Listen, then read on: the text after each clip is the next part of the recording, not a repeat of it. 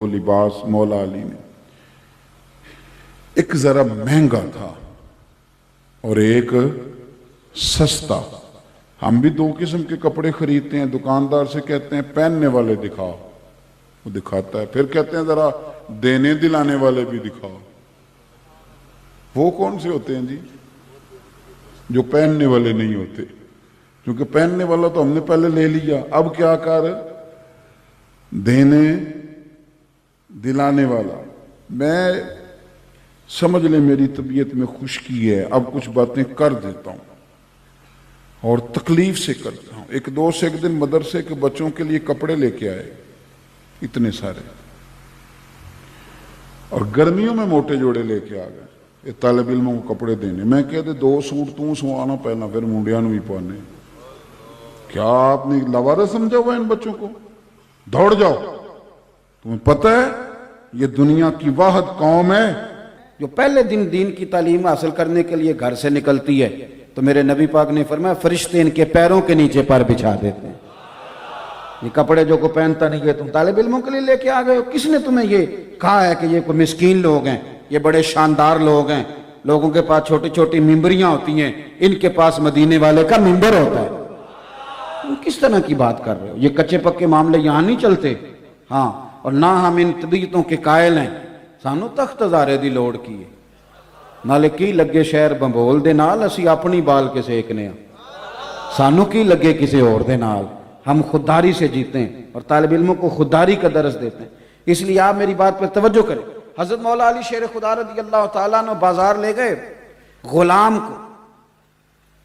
2 جوڑے لیے، ایک ذرا مہنگا تھا ایک سستا تھا. غلام کہتا ہے ڈیفینیٹ تھا کہ جو سستا ہے وہ میرا اور مہنگا آقا کا، لیکن تھیلا ایک ہی تھا. میں نے کپڑے اٹھائے، وہ چوک آ گیا جہاں سے مولا کائنات نے اپنے حجرہ نور میں جانا تھا اور میں نے اپنے گھر آنا تھا. تو حضرت علی فرمانے لگے پتر وہ میرا جوڑا مجھے دے دے. کہتے ہیں وہ میں نے مہنگا نکال کے دیا تو حضرت علی فرمانے لگے یہ نہیں میرا. وہ حضور نے بتایا نا یہ تمہارے بھائی ہیں، تو وہ اس کا عملی فرمایا یہ نہیں میرا. پڑھیے امام غزالی نے اس کو لکھا ہے، فرمایا وہ میرا دوسرا وہ دو. تو غلام نے ایک وجہ بیان کی، کہنے لگا حضور نہیں، آپ مہنگا پہنے آپ آقا ہیں، میں سستا پہنتا ہوں، میں غلام ہوں. تو حضرت علی چونکہ عالم ہے نا، اب یہاں علماء بیٹھے ہیں، عالم جو ہوتا ہے وہ دلیل کے ساتھ بات کرتا ہے. ایسے نہیں کہ نہیں تو ادھر لا، ایسے نہیں، دلیل دی. اس نے ایک علت بیان کی، ایک وجہ بیان کی. کہنے لگا حضور میرے پاس سبب ہے، وہ سبب یہ ہے کہ آپ آقا ہیں اور میں غلام ہوں، لہذا آپ پہنیں گے مہنگا اور میں پہنوں گا سستا. تو حضرت علی فرمانے لگے وجہ ہی بیان کرنی ہے نا تو میرے والی کر لینا. کوئی وجہ ہی بنانی ہے نا مہنگے سستے کی، تو تو نے بھی ایک دلیل دیا تو ایک میں بھی دے دیتا ہوں. کہا حضور آپ کے پاس کیا دلیل ہے؟ تو حضرت علی فرمانے لگے مجھے دے سستا کیونکہ میں بوڑھا ہوں، اور تم پہن مہنگا اس لیے کہ تو جوان ہے.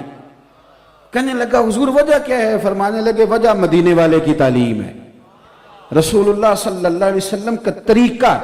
میرے بھائی یہ آپ کے باطن کو میلا کچیلا کر دیتی ہیں چیزیں، یہ حسد، یہ بغض، یہ عداوت. آپ کو پتہ ہے آج کل سب سے زیادہ پریشانی لوگوں کو کیا ہے؟ دل پریشان کیوں ہے؟